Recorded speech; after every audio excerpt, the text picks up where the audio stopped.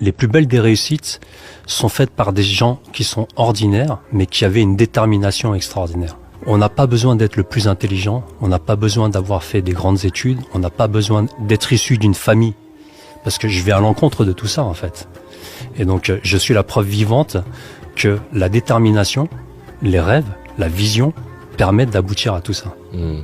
Moi, j'ai jamais connu ma mère. J'ai vu mon père mourir à l'âge de 5 ans. C'est un trauma. Donc ça reste dans ta tête. Et ça m'a poursuivi pendant très longtemps. Mais ce qui m'a le plus perturbé, en fait, durant toute mon existence, c'est le fait d'avoir été recueilli par ma grand-mère, qui n'avait pas les moyens de m'élever, et elle m'a abandonné. Alors que j'avais 5 ans, j'ai erré, elle m'a abandonné dans les rues, en Corée.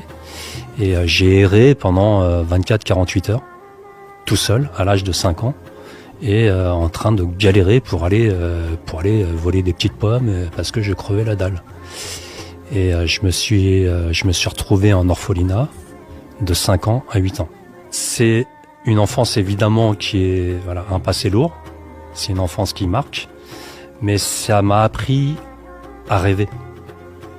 C'est-à-dire que... C'est-à-dire que tu t'évadais dans ta tête en disant j'aurais pas cette vie-là en fait. C'est ça. C'est-à-dire que je me suis retrouvé en orphelinat de 5 à 8. C'était des conditions qui étaient dures. J'ai été malmené, maltraité. Donc je m'évadais en fait dans ma tête. Et je rêvais pour moi d'une vie meilleure. Et je me suis en fait autoprogrammé dès 5 ans à rêver et à faire en sorte que ces rêves, je puisse m'échapper de tout ça.